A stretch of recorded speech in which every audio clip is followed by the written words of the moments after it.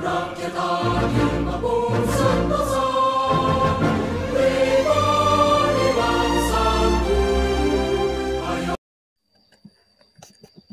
Rakyat adil, makmur, sentosa, pribadi bangsaku. Begitulah penggalan baris lirik ke-6 dan ke-7 lirik lagu nasional Garuda Pancasila karya Sudarnoto yang kerap dinyanyikan oleh siswa sebelum memulai pelajaran. Namun kondisi aktual saat ini masih jauh dari kondisi ideal seperti yang digambarkan dalam lagu, meskipun Indonesia sudah merdeka selama 78 tahun, apalagi dari Indonesia Emas 2045. Bagi tikus mati dalam lumbung padi, begitulah kira-kira pepatah yang tepat untuk menggambarkan kondisi Indonesia saat ini. Indonesia dijuluki sebagai surga dunia karena begitu kaya akan sumber daya baik di darat, laut maupun udara. Namun dengan kekayaan tersebut, nyata Indonesia belum mampu untuk menjadi sebuah negara dengan masyarakat yang sejahtera dan makmur. Padahal mengacu pada pasal 33 ayat 3 Undang-Undang Dasar 1945, maka seharusnya bumi, air, dan kekayaan yang terkandung di dalamnya dikuasai oleh negara dan dipergunakan sebesar-besarnya untuk kemakmuran rakyat. Namun, kemakmuran rakyat masih hanya sebatas angan-angan belaka atau hanya milik segelintir orang saja. Hal tersebut dapat dilihat dari laporan Badan Pusat Statistik per Maret 2022 yang menyatakan bahwa tingkat kemiskinan di Indonesia tergolong tinggi dan terus mengalami kenaikan. Salah satu penyebab masyarakat miskin yang terdapat di pedesaan pada umumnya adalah keterbatasan kepemilikan lahan sebagai tempat usaha pertanian, sehingga mereka biasanya akan melakukan perambahan hutan guna membuka lahan baru yang seringkali tidak dibarengi dengan pengelolaan hutan lestari, di mana mereka biasanya melakukan praktik ladang berpindah, yaitu membuka lahan dengan cara membakar lahan yang dianggap lebih membutuhkan sedikit biaya, namun tanpa mereka sadari, cara mereka tersebut berdampak pada kelestarian kekayaan biodiversitas yang berada di lingkungan mereka tinggal. Padahal dalam Society 5.0 yang digagas oleh Jepang pada tahun 2019, manusia harus menjaga harmonisasi dengan lingkungan, salah satunya biodiversitas. Harmonisasi manusia dengan biodiversitas masih jauh dari kata tercapai. Hal tersebut dapat dilihat dari peningkatan spesies, baik flora maupun fauna yang keberadaan populasinya terancam meningkat setiap tahunnya.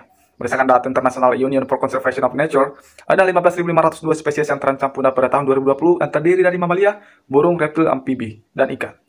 Dapat dilihat, berikut adalah gambar diagram batang peningkatan spesies satwa terancam punah periode 2011 sampai 2020.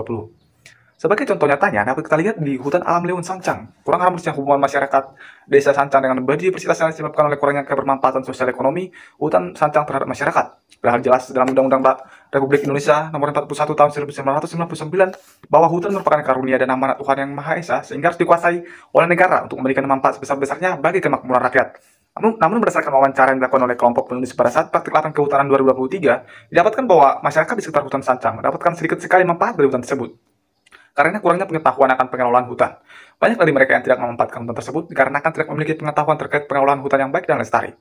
Berikut merupakan dokumentasi penulis dokumentasi secara observasi langsung dan juga wawancara. Kurangnya pengetahuan terhadap pengelolaan hutan semakin diperparah dengan tingkat pendidikan masyarakat yang rendah. Masyarakat mengaku bahwa mereka sulit untuk menemukan lapangan pekerjaan karena keterbatasan keterampilan.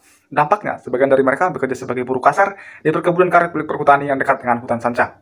Sebagian lagi, ada yang memutuskan untuk menjadi buruh tani di lahan yang dimiliki oleh masyarakat kota. Cara paling efektif dalam melindungi biodiversitas yang terdapat di sekitar hutan Sancang adalah dengan memperhatikan kesejahteraan masyarakatnya terlebih dahulu. Para stakeholder seringkali lupa bahwa kesejahteraan masyarakat sekitar merupakan hal yang pertama dan utama untuk diperhatikan. Jika kebutuhan mereka sudah tercapai, maka dengan sendirinya kepedulian terhadap biodiversitas akan mengikut dengan sendirinya. Perlu diketahui, hutan alam Leun Sancang memiliki luas 1.157 hektar berada di Kabupaten Garut. Hutan tersebut merupakan salah satu ekosistem hutan dataran rendah yang masih tersisa di Pulau Jawa. Hutan alam Leun Sancang terdiri dari ekosistem hutan daratan rendah, pantai, dan mangrove, dan merupakan habitat penting bagi banyak jenis endemik langka dan dilindungi yang memiliki keanekaragaman hayati yang tinggi. Salah satunya yaitu jenis burung. Berdasarkan pengamatan langsung yang dilakukan oleh penulis, dengan ukuran pot 20 x 60 meter, didapatkan 44 jenis burung, dengan 11 dari mereka populasinya sudah tergolong mulai langka. Dapat dilihat, gambar 4 merupakan pencatatan dan pengamatan satwa burung yang dilakukan pada bulan Juni 2023. Dengan luas spot yang cukup sempit tersebut, hasil yang didapatkan telah mengindikasikan bahwa di hutan tersebut masih memiliki kekayaan jenis burung yang tinggi. Sayangnya, kekayaan tersebut ternyata menjadi alasan dari perburuan yang dilakukan oleh masyarakat sekitar maupun masyarakat luar desa.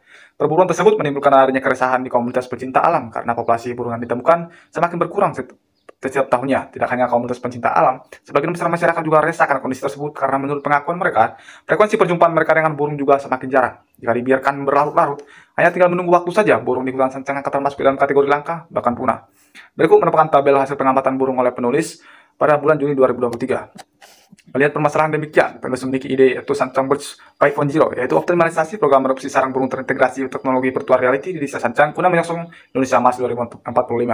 Harapannya, dengan adanya Sancang Birds 5.0 dapat mengoptimalkan fungsi hutan bagi masyarakat dan menjaga kelestarian hutan khususnya jenis burung. PAS atau Program Adopsi Sarang Burung merupakan salah satu upaya pelestarian burung yang melibatkan masyarakat kelompok tani hutan. KTH menggandeng para pemburu burung dapat menjaga keseimbangan ekosistem. Sancang Birds 5.0 juga dapat menjaga keharmonisan sosial masyarakat dengan alam karena mereka dilibatkan secara langsung dalam kegiatan konservasi di Sancang.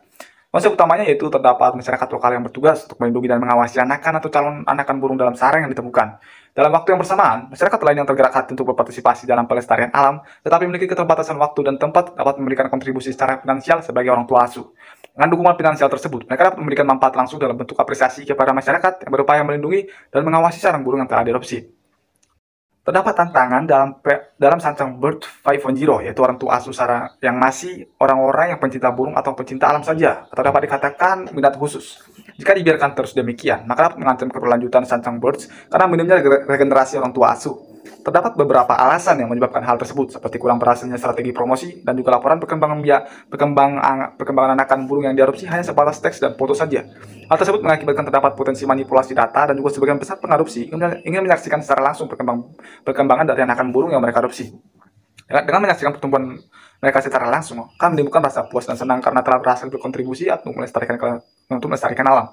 Oleh karena itulah, penggunaan virtual reality dalam Sancang Bird 5.0 menjadi penting dalam menjangkau target masyarakat yang lebih luas, yaitu masyarakat awam yang awalnya tidak memiliki ketertarikan dengan burung. Sebenarnya, virtual reality dapat dikatakan hampir mirip dengan video, namun objek yang digunakan dalam video merupakan objek yang ada secara real time. Berbeda halnya dengan virtual reality yang menggambarkan hal-hal yang telah lalu dalam bentuk video dan divisualisasikan secara visual dalam bentuk 3 dimensi. Rasa berubah merupakan kelebihan yang sangat ditonjolkan oleh virtual reality. Pengguna juga dapat mengeksplor ruang dan objek yang disediakan dalam konteks program adopsi sarang burung, maka pengguna dapat merasakan pengalaman langsung di sarang burung yang mereka adopsi. Mereka juga dapat mengamati perkembangan dan kondisi burung yang mereka adopsi secara nyata dan mendapatkan output yang lebih nyata. Tampilan Sancang Bird di HP atau PC dapat dilihat dalam gambar.